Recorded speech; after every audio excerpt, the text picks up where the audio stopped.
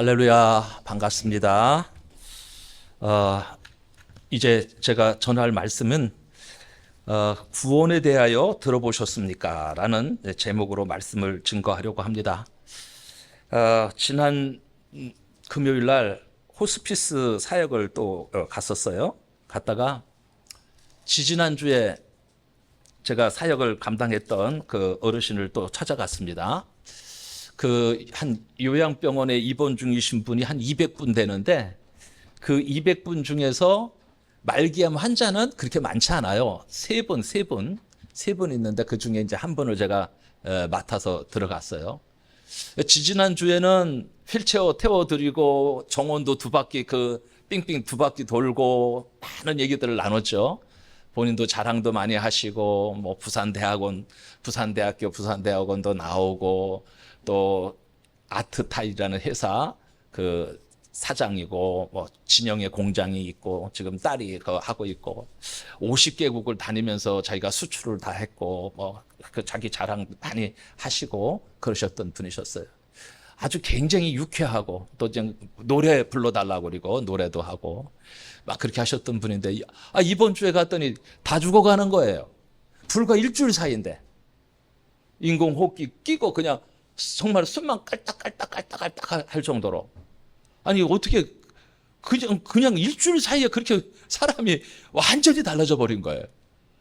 뭐 살아 있어야 제가 사역을 하죠. 뭐 만져주든지 그죠? 주물러 주든지 만져주든지 복음을 전하든지 뭘 해야 될 텐데 제가 할 수 있는 게 기도밖에 없었어요.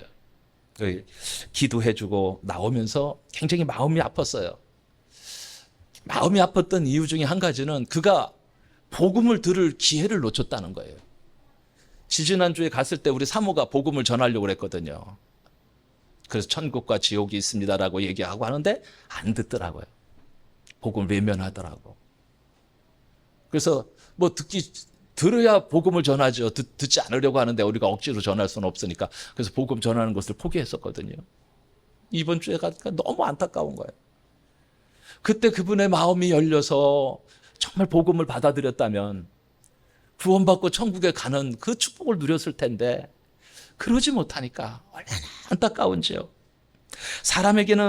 모든 사람에게는 다 구원의 때가 있습니다. 때. 그 때를 놓치면 안 되는 거예요.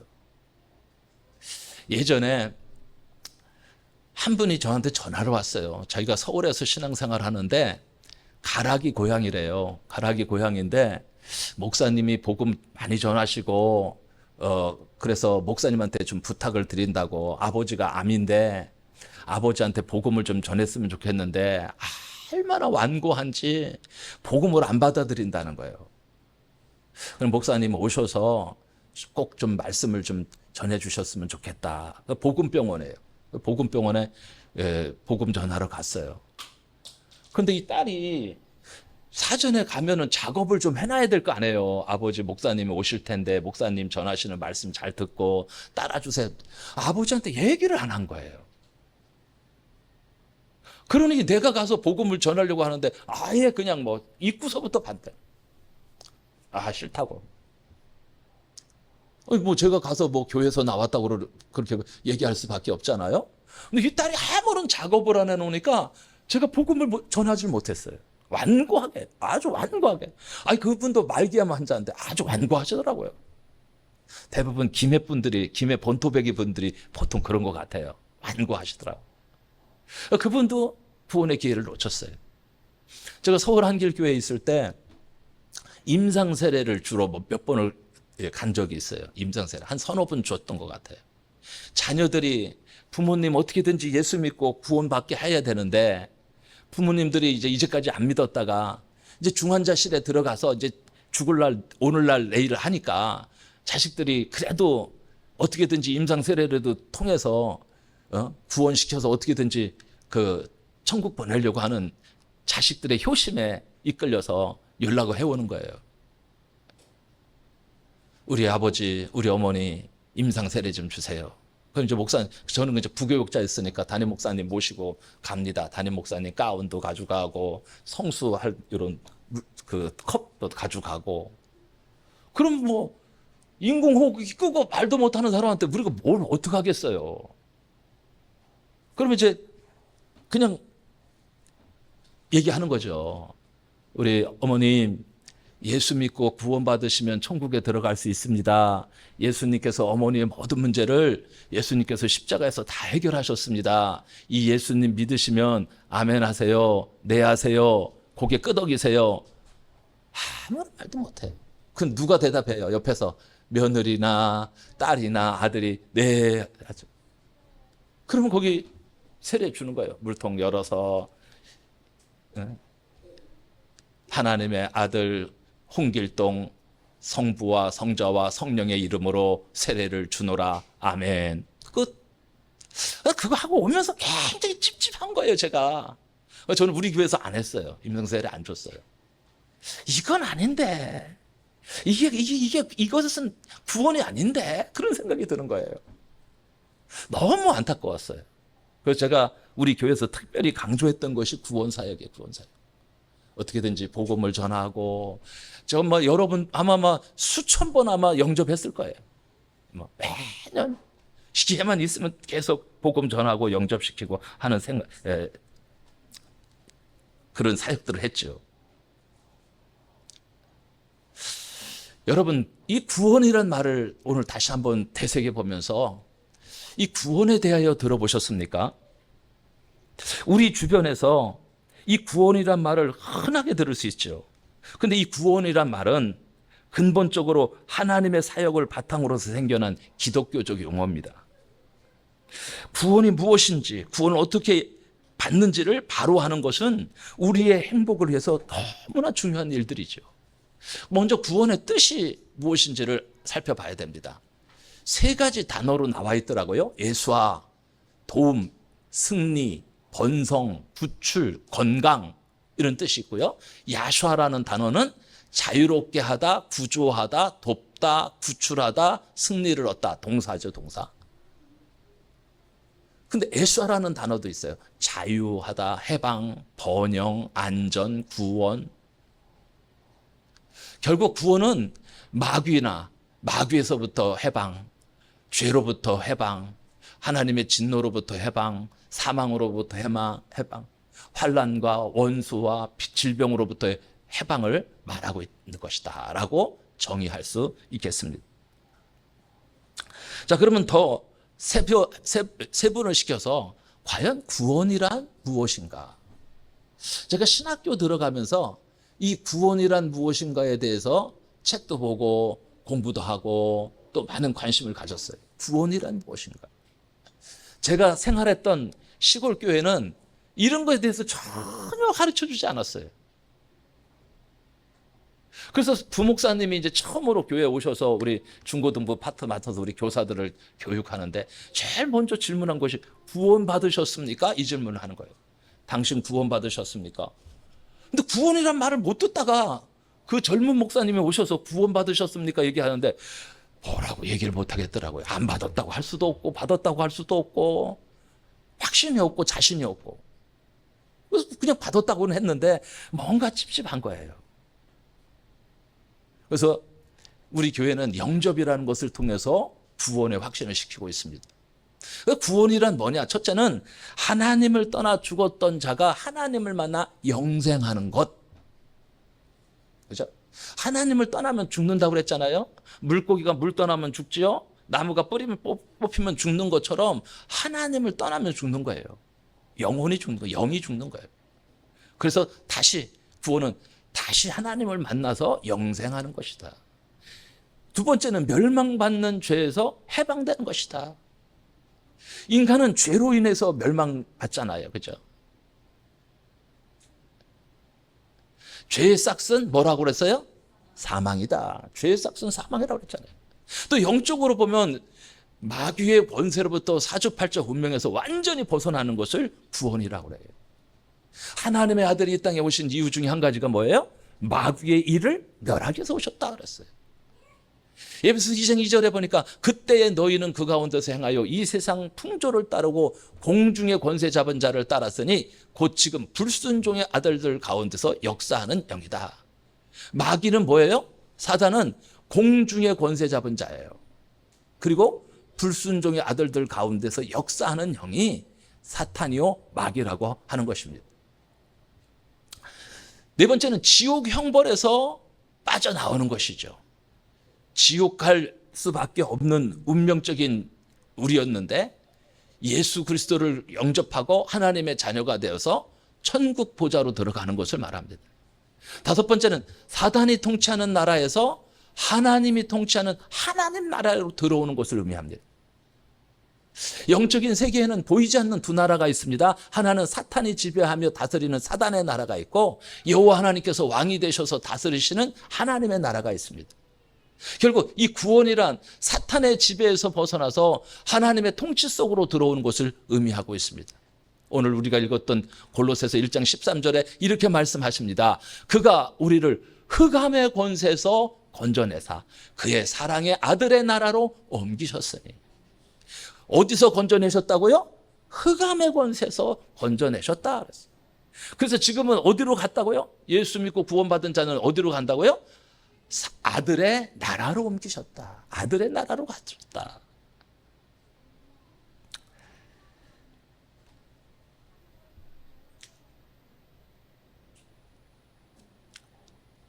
그래서 이 영적인 세계에 이 보이지 않는 두 나라, 사단의 나라, 하나님의 나라, 이 두 나라에서 우리는 어디로 가는 자들이냐? 우리는 구원받은 자들이니까 하나님의 나라에 속한 자들이죠. 결국 구원이란 뭐냐? 사단의 지배에서 벗어나서 하나님의 통치 속으로 들어오는 것을 의미하는 것입니다. 자, 그러면 과연 하나님의 나라와 사단의 나라는 무엇이냐? 마태복음 12장 26절에 보니까 만일 사탄이 사탄을 쫓아내면 스스로 분쟁하는 것이니 그리하고야 어떻게 그의 나라가 서겠느냐. 사탄의 나라를 말하는 거예요. 사탄의 나라를 흑암의 나라, 흑암의 권세 있는 나라, 어두움의 나라 이렇게 말하고 있습니다. 왜냐하면 그 나라에는 어두운 고통만 가득하기 때문입니다. 그래서 참 기쁨이 없고 참 만족이 없고 참 행복도 없는 곳입니다. 그래서 그 나라에 속한 사람들은 진정한 행복을 얻기 위해서 온갖 쾌락과 향락을 추구하고 있습니다. 다른 건 몰라도 예수 믿고 나서 정말 행복하고 감사한 것은 없어도, 가진 것 없어도 행복하고, 좀 부족해도 행복하고, 조금 연약해도 행복하고, 그렇게 뭐 남이 잘 되는 것 그렇게 부러운 것이 없더라고요. 정말 주님 한 분만으로 만족한 것처럼 주님이 내 안에 딱 계시니까 그것으로 만족한 거예요. 그냥 감사한 거예요. 다른 무엇보다도 감사가 많이 회복이 됐어요. 감사. 자라면서 힘들고 어렵게 막 자라니까요. 이 속에 먹으면 악만 남고 독만 남아요. 악하고 독한 거. 그런 것만 있다가 예수를 믿고 나니까 그것이 싹 비워지는 거예요.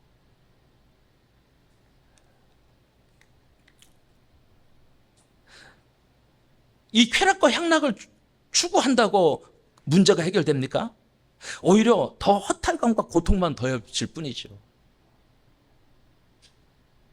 마약도 희한한 마약들이 다 있더라고요. 어떤 마약은 먹으면 사람들이 이렇게 탁 고개 숙여가지고 움직이지도 못하고 이렇게 서 있는 그런 마약도 있더라고요. 그죠? 마약도 다양해요. 그 마약이 한번 빠지면 사람이 완전 폐인이 되고 가정이 망가지고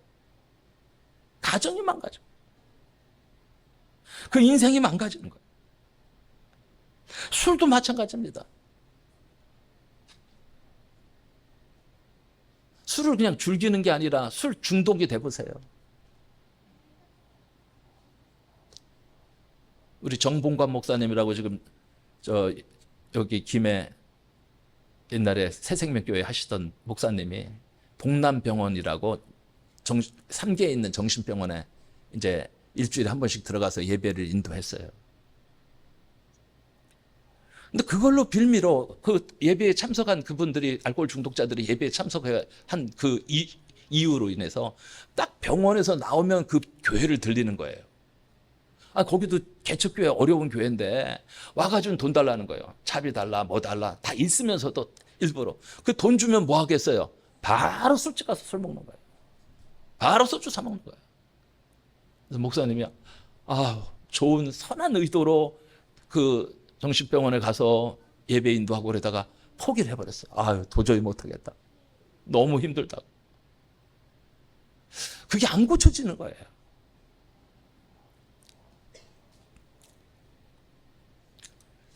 자, 우리는 이런 나라를 어둠의 나라라 이렇게 칭합니다. 예수님을 믿지 않으면 누구든지 이 나라의 백성이 될 수밖에 없습니다. 신분의 귀천이나 재산과 학식의 유무주의 구하에 상관이 없죠. 그 이유는 인간은 누구나 예외 없이 죄인인 아담의 후손으로 태어나서 계속 죄를 지으며 살기 때문에 그렇습니다. 원죄가 해결이 안 되는 거예요. 원죄가 해결이 안 되니까 좌범죄도 계속 저지르는 것이죠.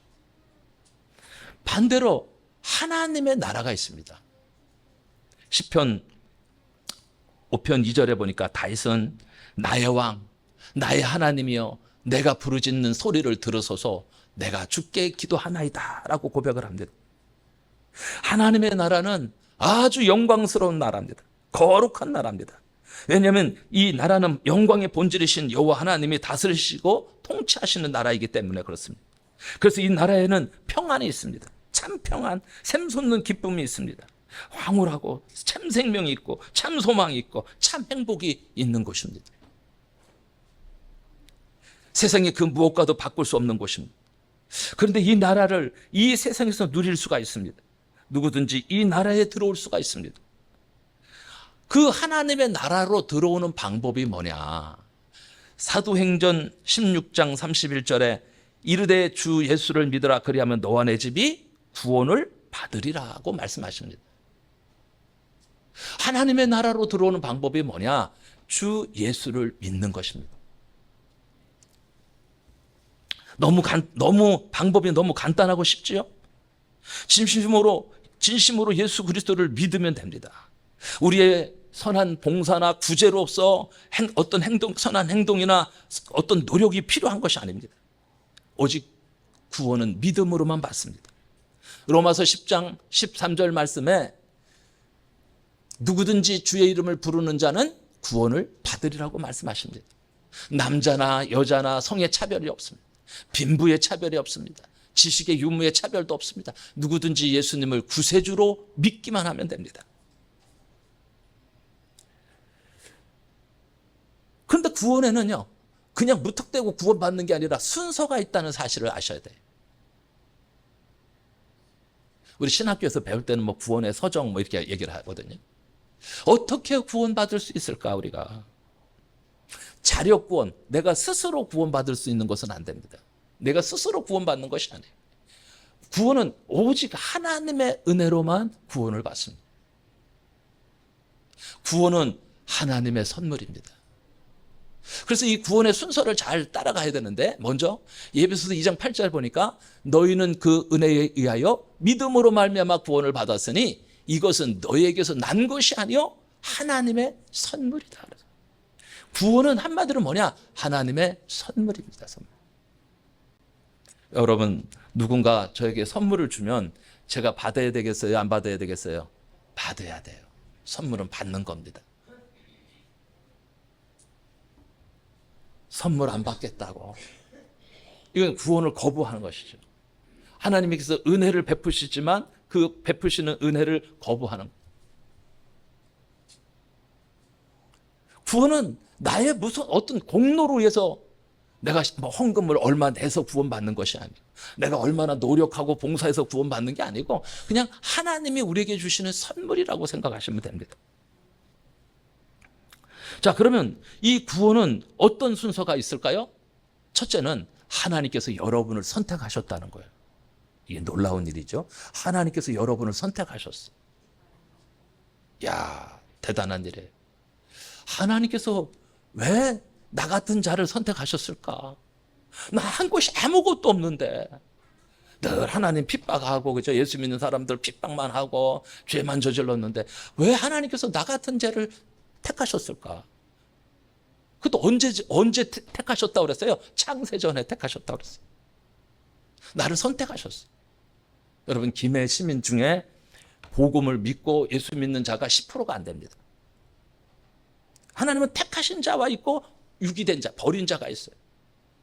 저와 여러분은 어떤 자들이냐? 하나님의 선택받은 자들이에요. 두 번째로 하나님께서 그러면 어떻게 부르셨을까? 콜링. 하나님은 각자 우리를 부르시는 방법이 다양하십니다. 다양하십니다. 어떤 사람은 사업이 쫄딱 망해서 마지막에 지푸라기도 잡는 심정으로 주님 앞에 나오시는 분들도 계시고, 어떤 분은 질병으로 막 죽음의 의기에서 막, 우리 옛날에 조용기 목사님 같은 경우 막 폐병에 걸려서 막 헐떡헐떡 막 숨 넘어갈 때 전도자가 찾아와서 복음 전해서 예수 믿고 그렇게 훌륭한 목사님이 되셨어요. 질병으로 죽다 살아나신 분들도 있어요. 어떤 분은 부모님 마지막 유언, 우리 이번에 오신 김덕분 어르신 같은 경우는 우리 김세동 어르신이 예수 믿어, 이제까지 절에 갔대요. 예수 믿어. 그분이 치매가 왔는데 치매에서 약간 깨어났을 때 예수 믿어, 이 한마디에 내가 당신을 위해서 내가 해줄 수 있는 게, 마지막으로 해줄 수 있는 게 예수 믿는 거라면 나 예수 믿겠습니다 하고 교회 나온 거예요. 참 다양해요. 하나님께서 우리를 부르시는 방법이 다양합니다. 콜링, 부르심. 그 다음에 회심이 있어요. 회심. 회심은 단회적 사건입니다. 한 번입니다. 한 번. 가던 길에서 돌아서는 것을 회심이라고 해요. 내가 전에는 뭐 불자요, 무슨 종교요, 종교인요, 다양했더라도 내가 예수 그리스도를 믿고 내 마음이 주님께로 돌아서는 것을 회심이라고 그러죠. 그러면 회심했으면 더 이상 죄를 안 짓고 바르게 살아야 되는데 우리 인간이 그렇게 돼요, 안 돼요? 안 돼요. 또 죄를 져요. 그때부터 하는 건 뭐예요? 회개. 회심은 단회적 사건이에요. 한 번 돌아서는 거예요, 하나님 앞으로.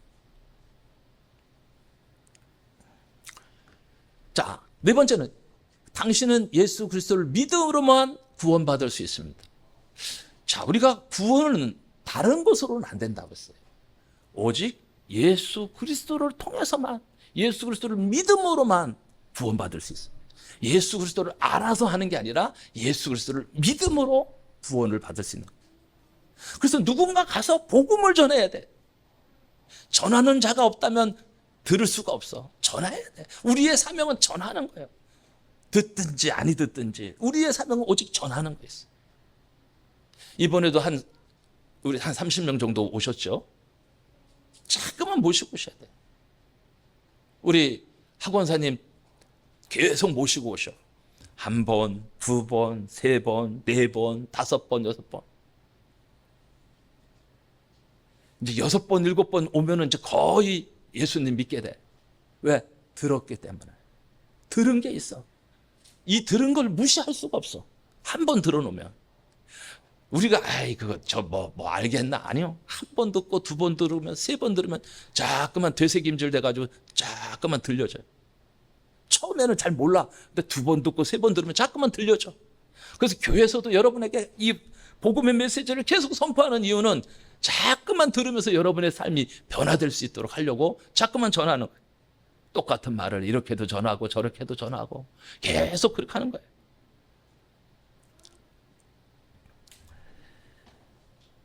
여러분이 구원받기 위해서는 반드시 예수님이 당신의 죄를 대속하여 주신 사실을 깨닫고 믿는 것입니다. 무턱대고 믿는 것은 무속이죠, 무속. 무턱대고 믿는 게 아니라 깨닫고 믿는 거예요. 알고 믿는 거예요. 알다. 그리스도를 알다. 우리가 잠깐 1분 복음 전했는데 예수 그리스도에 대해서 뭘 알겠어요. 그런데 주님을 영접하게 되면 마음이 열려지고 이것이 알아져 가는 거예요. 질이 열려져 가는 거예요. 그래서 날마다 자라가는 거예요. 우리가 영적인 아이를 출산하면 아무것도 모르잖아요. 그냥 전만 먹고 잠만 자잖아요. 그죠? 한 1년은 그렇게 하죠. 그냥 밥만 먹고 자고 밥만 먹고 자고. 근데 우리 애기 엄마들이 뭐를 해요? 애기를 키울 때. 뭐 한다고 그래요? 그 아기 낳기 전에 하는 태교를 한다고. 아기가 듣는다는 거예요. 아기가 듣는다는 거, 태교. 그래서 좋은 음악도 들려주고 성경 말씀도 부지런히 읽어주고 하는 거예요. 태교. 그 아이도 아무것도 모르는 것 같은데 자꾸만 들으면 들리는 거예요. 아는 거예요. 우리는 날마다 하나님을 알아가는데 자라가야 돼. 끊임없이 말씀을 듣고, 그죠? 똑같은 말씀이지만 말씀을 듣고 날마다 자라가야 됩니다. 성숙한 그리스도인으로 날마다 자라가야 돼. 자, 우리는 예수 그리스도를 주로 고백하고 시인해야 됩니다. 그러기 위해서 성령의 도우심을 구하셔야 돼요. 특별히 우리가 전도하러 나갈 때는 전도는 성령 사역이거든요. 성령 사역. 나는 그냥 주님의 도구로 나가는 것뿐이고 하시는 일은 성령께서 역사하셔야 돼요. 상대방의 마음의 문도 누가 열어야 되냐? 성령께서 여셔야 돼. 성령께서. 그래서 기도가 절대적으로 필요합니다. 앞으로 우리 전도팀들 나가시기 전에 적어도 10분 이상은 간절하게 좀 부르짖어 기도하시고 나가시기를 부탁드립니다. 그렇게 나가셔야 돼요. 말씀 읽고 같이 기도하고 뜨겁게 기도하고, 그러면 전도자들도 살고 나가서 성령의 역사가 일어나는 것도 사실적으로 경험할 수가 있습니다. 이런 믿음의 확신은 여러분에게 행함 있는 신앙인이 되게 하시는 거예요. 자, 5번째는 보니까 하나님께서는 그리스도의 의가 당신께 전가될 때, 옮겨질 때, 여기에 있는 죄가 이렇게 이것을 전가라고 그러거든요. 옮겨지는 것. 전가될 때 당신을 의롭다 칭하신다는데, 이것을 신학적인 용어로 칭의다. 칭의. 예수 그리스도를 구주로 고백한 자들에게 하나님은 의롭다고 여기시는 거예요. 6번째는 중생, 거듭남의 은혜를 받게 됩니다. 단번에 이루어지는 것은 아니지만 우리가 자라가면서 거듭남의 은혜를 체험하게 돼요. 그래서 하나님의 거룩한 성품 안에서 날마다 자라가는 거예요. 이걸 성화의 과정이다. 성화라는 과정을 통해서 우리는 지금도 성화의 과정 속에 있어요. 성화의 과정의 마지막 끝부분이 영화라는 과정이에요. 자, 결론은 우리를 구원하시는 분은 누구뿐이다? 예수님 뿐이시다. 사도행전 4장 12절에 다른 이로서는 구원을 받을 수 없나니 천하 사람 중에 구원을 받을 만한 다른 이름을 우리에게 주신 일이 없음이라 하였더라. 예수가 아니고서는 다른 이름을 가지고는 우리를 구원하실 수 없다는 사실을 아셔야 됩니다. 예수님만이 하나님을 만날 수 있는 길을 열어주시죠. 그래서 요한복음 14장 6절에서 뭐라고 말합니까? 나는 곧 길이요 진리요 생명이니 나로 말미암지 않고는 아버지께로 올 자가 없다고 그랬죠. 하나님을 만날 수 있는 유일한 길이 예수님이십니다. 길을 열어주시는 거예요. 또한 마귀의 권세를 이기시고 죄의 저주에서 해방시켜 주시고, 예수님만이 세상의 모든 환난을 이기셨고 부활하셨고 천국에 가서 우리의 처소를 예비하시는 대로 다시 오실 것을 약속하셨습니다. 이 예수님을 영접하고 믿음으로만 구원을 받을 수 있습니다. 구원받은 자는 하나님을 아버지라고 부를 수 있는 양자의 영을 허락하셔서 하나님의 자녀가 되는 권세를 우리에게 주시는 거예요. 우리는 세상에서 이 권세를 갖고 살아갑니다. 하나님의 자녀된 권세. 오직 성령이 너에게 임하시면 너희가 권능을 받는다 그랬어요. 권능. 하나님의 권능을 받고 살아가는 거예요. 자, 그렇다면 왜 꼭 예수를 믿어야만 구원받을 수 있을까? 왜 꼭 예수를 믿어야만 구원받을 수 있을까? 많은 불신자들을 만나보면요, 그 사람들이 주로 이런 말을 합니다. 아이, 불교든 기독교든 뭐든지 하나만 잘 믿으면 돼. 당신은 기독교 잘 믿고 나는 뭐 불교 잘 믿으면 돼. 여러분, 이럴 때요, 꼭 다음 질문이 들어가야 됩니다. 이렇게 말씀하시거든요, 대부분 사람들이. 이럴 때 한 말씀 하셔야 돼요. 뭐라고 말씀해요? 그거 어디서 배우셨어요? 물어보세요. 꼭 물어보세요. 제가 써먹는 것 중에 한 가지니까. 아, 그거 어디서 물어보셨어? 어디서 들으셨어? 누가 가르쳐 주셨어? 불교든 기독교든 뭐 하나만 잘 믿는다는 거. 종교다원주의입니까? 우리는 그걸 종교다원주래요. 이것도 구원이 있고 저것도 구원이 있고 이걸 종교다원주의라고 그러거든요. 누구한테 배우셨느냐고 한번 그렇게 물어보셔요. 내 생각에. 배운 게 없어. 그냥 자기 생각이 그렇다는 거야. 대부분의 사람들이 그렇게 말을 하더라니까요. 내가 내 생각에는 뭐든지 하나만 잘 믿는다고 생각하는 것이죠. 근데 우리가 조금 전에 우리가 성경 말씀 읽었잖아요. 다른 이로서는 구원을 받을 수 없나니 천하 사람 중에 구원받을 만한 다른 이름을 우리에게 주신 일이 없음이니라. 우리는 분명히 알고 있어요. 뭐밖에 없다? 예수밖에 없다. 우리가 구원받기 위해서는 예수밖에 없어요. 아유, 그냥 뭐 이거 절에 잘 가셔도 되고 뭘 하나 잘 믿으면 되지. 천만의 말씀.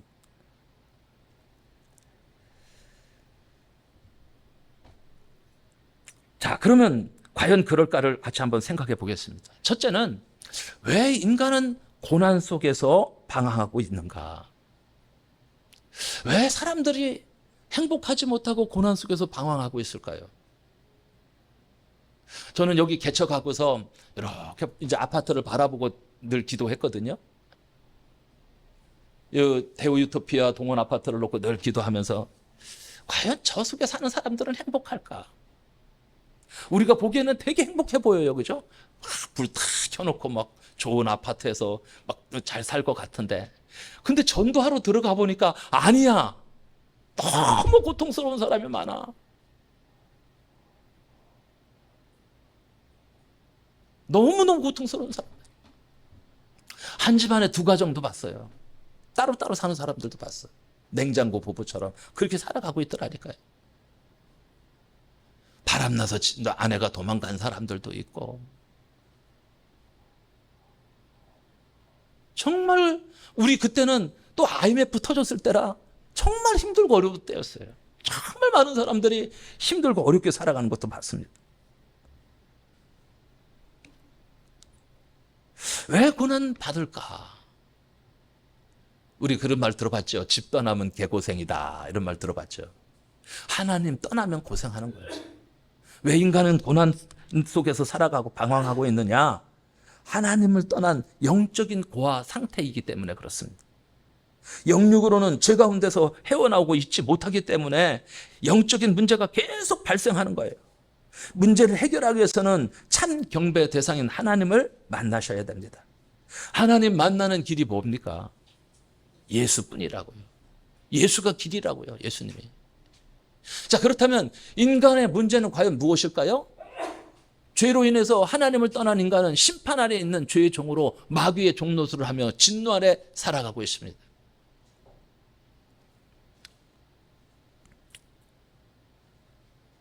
그런 자들에게는 죽음과 심판이 있고 지옥 형벌이 따른다는 사실을 기억하셔야 됩니다. 왜 타종교에는 구원이 없는 것입니까? 아니, 뭐든지 하나 잘 믿으면 된다고 생각했는데 아니라는 거죠. 그것은 모든 인간은 원죄를 가졌고 그 원죄를 해결할 수 없기 때문에 그렇습니다. 로마서 3장 23절 모든 사람이 죄를 범하였음에 하나님의 영광에 이르지 못하더니. 그래서 죄인이 할 수 있는 것이 뭐예요? 어떻게든지 구원받으려고 노력하죠. 노력. 그래서 하는 것이 종교생활입니다. 종교생활. 종교생활은 하면 할수록 고난으로 몰고 갑니다. 네 번째는 율법과 선행으로 구원받을 수 있다라고 착각하는 거예요. 우리 교회는 장로교회입니다. 근데 알미니안 주의가 있어요. 이 알미니안 주의들은 또 이게 선행으로 구원받는다라고 또 이야기도 하기도 합니다. 그래서 열심히 봉사하죠. 특별히 로마 캐톨릭, 천주교 다니시는 분들은 봉사를 많이 합니다. 그래야 구원받을 수 있다고 착각하는 거예요. 그러나 구원받을 수 없습니다. 율법과 선행으로 구원받을 수 없습니다. 봉사해서 구원받는 게 아닙니다. 고행해서 구원받는 게 아닙니다. 아무리 착해도 원죄의 문제를 해결할 수 없기 때문에 그렇습니다. 613가지의 율법을 완전히 지킬 수도 없습니다. 죄를 더 많이 짓게 되죠. 이사야 64장 6절 말씀에 무릇 우리는 다 부정한 것 같아서 우리의 의는 다 더러운 옷 같으며 우리는 다 잎사귀같이 시들므로 우리의 죄악이 바람같이 우리를 몰아가나이다라고 말씀하고 있습니다. 그렇다면 하나님이 주신 유일한 해결책이 뭐냐? 하나님이 주신 유일한 해결책, 그것은 바로 예수 그리스도를 이 땅에 하나님이 보내셨다는 거예요. 하나님이 독생자 예수 그리스도를 이 땅에 보내신 이유는 뭐냐? 우리를 사랑하셔서 우리를 구원하시려고 보내신 거예요. 그분을 만나셔야 돼요.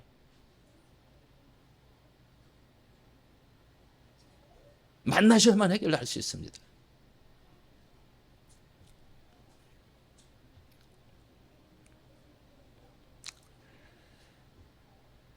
어떤 분이 자녀가 굉장히 많이 아팠어요.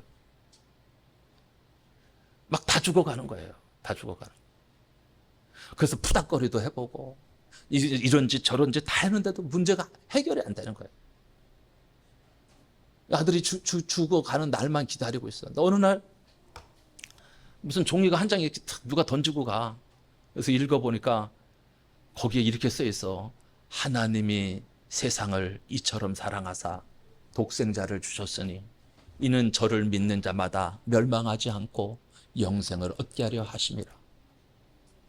거기 딱 한마디 말씀이 딱 꽂히는 거야. 멸망하지 않고, 멸망하지 않고. 그 혹시나 우리 아들이 멸망하지 않고 살아날 수 있을까? 희망을 갖게 됐어요. 근데 이걸 던진 사람이 누군지는 모르겠어. 이걸 주고 간 사람이 누군지를. 막 찾기 시작했더니 저쪽 그 마을에서 한 2km 정도 떨어진 옆에 마을에 교회가 세워진 거야. 시골에. 그 교회 전도사님이 그거를 이제 그 사람들 보통 집에 없으니까 이렇게 집집마다 넣어놓고 가시는 거야. 그래서 교회를 갔어. 야, 그런데 기적이 일어나는 거 있죠. 예수님을 만나니까 병이 치유가 되는 거예요. 아들이 살아났어요. 말씀 한마디에. 기가 막히죠. 누구 때문에? 예수님 때문에. 요한복음 14장 6절부터 우리 8절까지 한번 같이 읽겠습니다. 예수께서 이르시되 내가 곧 길이요 진리요 생명이니 나로 말미암지 않고는 아버지께로 올 자가 없느니라. 너희가 나를 알았더라면 내 아버지도 알았으리로다. 이제부터는 너희가 그를 알았고 또 보았느니라. 빌립이 이르되 주여 아버지를 우리에게 보여 주옵소서. 그리하면 족하겠나이다. 자, 아버지를 내게 보여 주옵소서. 예수님이 길이 되셔서 하나님을 만나고, 그죠? 그 아버지를 보여달라고 그러는 거예요. 보여달라고. 우리는 누구를 통해서 하나님을 볼 수 있어요? 예수님을 통해서 하나님을 볼 수 있죠. 요한복음 10장 30절에는 나와 아버지는 하나이시라. 하나이라. 나와 아버지가 하나라고 말씀하고 있어요. 8장 55절에서는 너희는 그를 알지 못하되 나는 아노니 만일 내가 알지 못한다 하면 나도 너희와 같이 거짓말쟁이가 되리라. 나는 그를 알고 또 그의 말씀을 지키노라. 우리는 주의 말씀을 알고 또 그의 말씀을 지키는 자들이 되어야 합니다. 이것이 구원받은 자죠. 구원받은 자. 그러면 언제 구원받을 것이냐? 잠언 27장 1절 말씀에 너는 내일 일을 자랑하지 말라. 하루 동안에 무슨 일이 일어났는지 내가 알 수 없습니다. 여러분, 아까도 제가 말했잖아요. 그 타일 회사 사장님. 구원의 때를 놓쳤다니까. 내일 하지요. 다음에 하지요. 제가 우리 교회 오시는 분들은 다 복음을 제시하잖아요. 그러면 다 영접하면 좋은데 그렇지 않다니까요. 다음에 할게요. 이런 분들이 있어요. 이런 분들은 기회를 놓치는 거예요. 자, 그러면 어떻게 주님을 영접할 것이냐? 마음의 문을 여셔야 돼요. 볼지어다 내가 문 밖에 서서 두드리노니 누구든지 내 음성을 듣고 문을 열면 내가 그에게로 들어가서 그와 더불어 먹고 그는 나와 더불어 먹으리라. 문을 여셔야 돼. 마음의 문을. 그리고 어떻게 하냐? 시인해야 돼. 예수님이 나의 구주십니다. 예수 내 구주라고 시인해야 돼. 그래서 제가 어르신들에게는 간단하게 얘기했죠. 예수 내 구주 하세요. 예수님이 나의 구주십니다라고 고백하는 거예요. 로마서 10장 9절로 10절에 만일 내 입으로 예수를 주로 시인하며 또 하나님께서 그를 죽은 자 가운데서 살리신 것을 내 마음에 믿으면 구원을 받으리라. 사람이 마음으로 믿어 의에 이르고 입으로 시인하여 구원에 이르리라. 입으로 시인하여. 그래서 복음 제시했잖아요. 우리 조금 전에 3번 복음 메시지 할 때 마지막에 했던 것이 바로 영접 기도문이죠. 자, 우리는 오늘 다시 한번 깨닫게 됩니다. 우리를 구원하시는 분은 누구밖에 없으시다고요? 예수밖에 없으시다. 자, 그러면 이 구원받는 자들은 어떤 축복을 받느냐? 구원받은 하나님의 자녀들은 계속해서 축복을 받게 되는데 이번 시간하고 다음 시간에 제가 계속 구원받은 자의 축복에 대해서 말씀드리려고 해요. 첫째, 골로새서 1장 14절. 그 아들 안에서 우리가 속량 곧 죄사함을 얻었도다. 죄사함을 받는 거예요. 우리의 너의 죄가 너희와 하나님 사이를 내었다 그러죠. 근데 이 죄사함을 받으니까 이제 하나님을 함께하는 그 축복을 누리게 되는 거예요. 고린도전서 3장 16절에 너희는 너희가 하나님의 성전인 것과 하나님의 성령이 너희 안에 계시는 것을 알지 못하느냐. 우리 안에 누가 계셔요? 성령 하나님이 계시는 거예요. 성령 하나님이. 내 몸이 뭐예요? 하나님의 성전. 거룩한 성전. 그러니까 이 하나님의 성전에 막 미움, 시기, 질투로 차면 되겠어요? 안 되겠어요? 안 되죠. 이 안에 뭐가 가득 차야 돼요? 기쁨과 사랑, 그죠? 은혜가 가득 차야 돼요. 요한복음 16장 24절에 지금까지는 너희가 내 이름으로 아무것도 구하지 아니하였으나 구하라 그리하면 받으리니 너의 기쁨이 충만하리라. 야, 놀라운 것은 기도가 응답되기 시작하는 거예요. 문제를 놓고 옛날에는 근심 걱정했는데 이제는 기도하는데 응답이 막 오기 시작하는 것입니다. 네 번째로 구원받으면 즉각적인 신분의 변화가 일어납니다. 마귀의 자녀에서 하나님의 자녀가 되는 거예요. 영적인 호적이 바뀌는 것이죠. 지옥의 권세에서 해방되는 기쁨을 누릴 수 있습니다. 이 세상을 떠나면 영원한 천국에 갈 수 있는 하나님의 천국의 시민권을 받았습니다. 부활의 소망을 가지고 기쁨으로 살 수 있는 천국 백성이 되었습니다. 더 놀라운 것은 모든 문제가 해결되기 시작합니다. 죄의 문제가 해결됩니다. 하나님과 화목하게 됩니다. 가난의 문제가 해결됩니다. 질병의 문제도 해결됩니다. 심지어 죽음의 문제까지도 해결되기 시작하는 것입니다. 요한복음 3장 16절의 말씀에 하나님이 세상을 이처럼 사랑하사 독생자를 주셨으니 이는 그를 믿는 자마다 멸망하지 않고 영생을 얻게 하려 하심이라. 하나님이 그 아들을 세상에 보내신 것은 세상을 심판하려 하심이 아니요 그로 말미암아 세상이 구원받게 하려 하심이라. 이제 영생으로 멸망에서 벗어나는. 자, 우리는 이런 축복을 계속해서 이제 누리면서 살아가십니다. 말씀 결론입니다. 여러분의 가장 큰 문제가 지금 무엇입니까? 여러분은 여러분의 문제를 어떻게 해결하시렵니까? 모든 문제의 해결자는 예수 그리스도 뿐이심을 믿으셔야 합니다. 이거 하나 깨달으시면 일평생 행복한 삶을 살아가실 수 있습니다. 모든 문제의 해결자는 누구시라고요? 예수 그리스도. 여러분 짧은 인생의 진정 행복을 누리며 살고 싶지 않습니까? 그렇다면 구원을 받으셔야 돼요. 구원은 힘든 것이 아니고 어려운 것이 아닙니다. 예수님을 나의 구주로 시인하면 되십니다.